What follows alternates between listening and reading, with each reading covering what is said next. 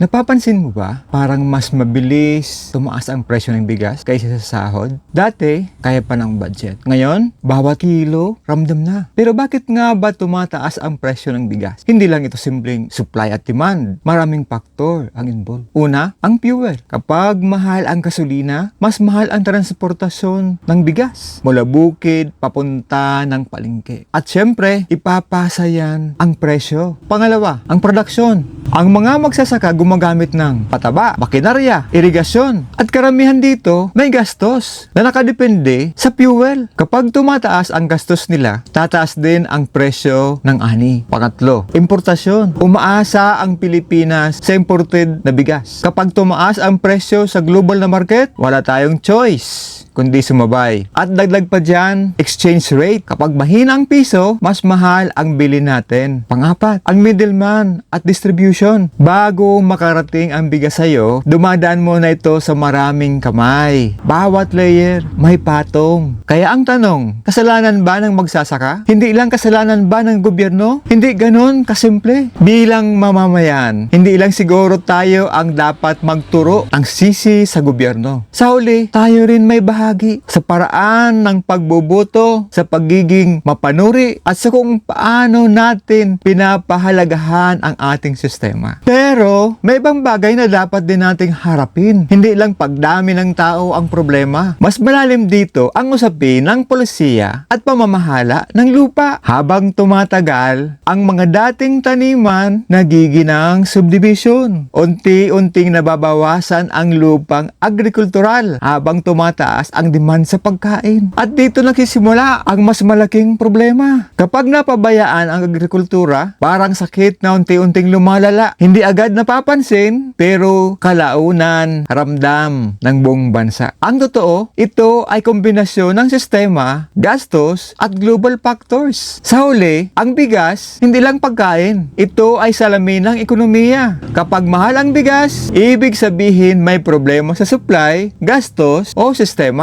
Kaya next time na bumili ka ng bigas, isipin mo, hindi lang yan simpleng presyo. Kwento yan ng buong ekonomiya ng ating bansa.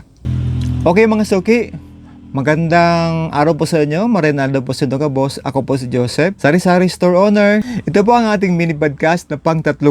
Ang pag-uusapan po natin ngayon ay ang mga update ng ating mga presyo at mga bagong produktong dumating sa ating ngayon. Araw po ngayon ng Huwebes. At ipopost po natin ang ating video sa araw po ng Biyernes. Bukas po yon. Kaya lang po, yung kanina po sana po nagustuhan po ninyo yung aking monologue. Nag-practice ulit ako ng aking monologue kanina. Sana nagustuhan niyo po yon. At yun po kasi ang aking naisipan namang gawin. Nagka-practice tayo ng, ano ba yan? Tama bang tawag ko doon na monologue? Ewan ko ba kung tama ba yan. Okay, kung hindi tama yan, bahala na kayo. Okay. Ano kasi yan? Kasi mga message naman doon ay about doon sa bigas. Kasi na para bang it's very timely na pag-usapan talaga yung bigas. Kasi lahat ng pamilya ay natin ang kinakain ng mga markaramihan sa mga Pilipino ay bigas. Ayan po, dito sa atin sa Pilipinas. Kaya po, kapag tumaas po talaga ang presyo, alam nyo na, umaaray agad dyan ang mga mamimili na mahal na ang lahat ng mga bilihin. Okay? Saan din naman pong mga update ng ating produkto ngayon? Kaunti lang po ito. Kasi, na-update ko na kayo noon yung mga dumating ng Lunes. Sa ngayon po, ito lang po kay MTC at saka kay Focus Brand. 2 piraso lang po ang ating update. Okay. Simulan natin kay Focus. Ang delivery po di Focus ay yung mga ham. Bida ham. Ayan. Bida sweet ham. At dito naman po kay Miller Trading. Ang dineliver po sa atin. Alam mo yun kasi si Miller Trading, maganda ngayon mag-deliver. Halos up to date ng sobra. Napaka up to date na nila mag-deliver. Ang dineliver niya po yung swak, Yung Bear Brand na 680 grams na save 15. At Nido Junior na 400 grams. Milo Twin, Coco Crunch, Milo Singles, at yung Magic Sarap na 17 plus 1. May promo na naman. So, hindi tayo nawawala na may mga deals. Kaya mga suki, yan naman po may mga deals natin. Yung Bear Brand na 680, nakalis 15 pesos. At yung Magic Sarap, naka 17 plus 1.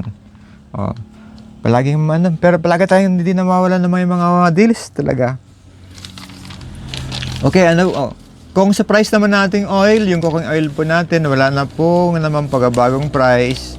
Yung harina, asukal, wala naman pong pagbabago yun. Kasi na-report na natin yan sa inyo nung araw po ng Monday. Yun lang po ang ating mga update sa mga ating produkto. Kaya po mga suki, siguro po ngayon po inaabang ko naman po ngayon yung sana mag-deliver na ngayon naman si Pentagon. Pumunta na po kanina sa akin dito si Pentagon, Pentagon Enterprise, yung naka-base doon sa Mili. Sa awa ng Diyos, nakapag-book na siya sa akin at nakuha na niya na rin yung payment natin doon sa previews. O kaya ganda na, baka sana dumating naman ngayong Saturday. Kung dumating siya ng Saturday, mayroon na tayo niya ng yung Care Adult. Alam niyo kasi yung Care Adult, matagal yun na wala eh. At ngayon magkakaroon na naman sana tayo. Kung mag-deliver na ng Saturday or basta this week, mag-deliver siya, okay na yun. Natutuwa ako dun sa monologue. Kasi parang damang-dama ko yung mga language. Okay. Okay mga suki. Hindi ko na po siguro gaano tatagalan naman ulit ang natin, yung podcast natin ngayon. Kasi yung bagong style natin gumagawa tayo ng monologue. After that, nag-update na ng press, nag-update na. Parang nagkaroon tayo ng bagong, ang tawag doon? Bagong concept. Sa ng ating mini podcast. Pag kumbaga ang dating agad parang seryoso. At doon sa bandang kalagitnaan ay pupunta na tayo doon sa mga update ng ating mga presyo sa ating tindahan. Yun ang naisipan kong style naman ulit. Sana naman ay magustuhan po ninyo. At kung magustuhan niyo po naman mga suki ang aking ginagawa, ang ating pong mini podcast dito sa ating tindahan, sana po ay huwag niyo pong kalimutan na i-follow ang ating social media sa Facebook at doon naman sa ating sa YouTube, subscribe din po ninyo ako. At saka po mag-iwan naman po sana kayo ng comment kung baka may nagustuhan po kayo at baka may gusto ko po kayong i-topic natin at may gusto po kayong itanong, feel free to ask po ng question. Okay, comment nyo na lang po doon sa baba ng ating videos. Okay? At akin na pong binapasalamatan ng ating mga suki dyan po sa palibot pong ng ating barangay, dyan po sa Clupa, sa Bilmar, sa Karangahan, sa Metro Homes, dito po sa Pilobil. At doon po sa St. Vincent, dyan din po sa Haring Kanaman, at dyan din po sa may Kapilihan, papunta po ng Bagong Bayan. At dyan din po sa may Northbound Terminal, yung ating suki dyan talagang palagi po siyang bumibili. Siguro kung sa attendance, kung estudyante po siya, siguro napakarami yan. Napakarami, palagi siya pong perfect attendance kasi palagi po silang bumibili sa atin. Kaya po ang ating mga suki po, yung hindi pa po namin suki, sana po ay madrap by po kayo sa aming tindahan at gustong-gusto ko po kayong pagsilbihan. Malapit lang po ang ating tindahan, dyan po lang po tayo sa tapat ng Calawag Elementary School. Madadaanan niyo po kami kapag pupunta po kayo ng Barangay Hall. Yun po. At update ko rin po lang kayo na yun nangyari nung nakaraang araw. Hindi ko na ata yun nakwento. Kasi po tayo doon sa naging guest ng Calawag Elementary School. Doon sa Bali, nag-witness po tayo doon sa deliberation ng mga estudyante na may mga honor. Yung mga graduating, yung mga grade 6. Kaya po, madami mga estudyante talaga. Sabi ko nga doon nung tayo po ay po sabihan na magbibigay na tayo ng message, mensahe doon sa mga estudyante. Isa po sa nasabi ko doon sa aming mga estudyante doon na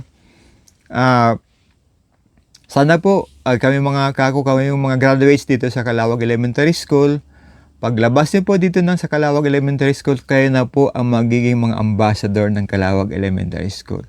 Kaya ko po nasabi yon kasi po kailangan po talaga ng Calawag Elementary School ng mga dagdag na mga enrollee. Kasi po nagbawas na po dyan ng teacher at kasi po nagbawas po yung number of enrollee. Kaya sana po yung may mga magulang po dyan pa, magagaling naman po ang mga teacher dito sa Calawag Elementary School. Baka po gusto niyo po dito, makatipid na po kayo, hindi na po kayo magpapamasahe pa, pwede na pong lakarin na lang ng mga bata. Kung dyan po kami sa bandang Haring Kanaman, diyan ko po kayo sa Klupa, o kaya kayo sa Karangahan, o kaya dito lang sa palibot po ng ating barangay, pwede na po kayo dyan magpa-enroll para tipid na po kayo. Unang-una po ay hindi pa na naman ito highway, kaya medyo safe pa rin po ang ating daan. Kaya po kung dito po kayo magpapaaral ng mga bata, unang-una po nakatipid-tipid na po kayo. Lalo pa ngayon, nakrihis ang panahon, mas maigi po kung yung mga bata magpapasok sa eskwela lang, hindi na gano'n kayo magagastos pa sa pamasahe. Kita nyo? Kasi kung doon pa kayo sa papunta ng sentro, papunta kayo ng central, kung saan pang school dyan, ay mas malayo na yun dito sa ating lugar. Dadan pa ng dyan, lalo pa pag nagkakaroon ng mahabang traffic dyan sa may bandang Libuton, mahirapan pa kayo at saka magastos pa. Kung dito kayo sa Calawag Elementary School magpapaaral ng inyong mga anak, sure na sure yan na makakatipid kayo kasi mura lang naman dito.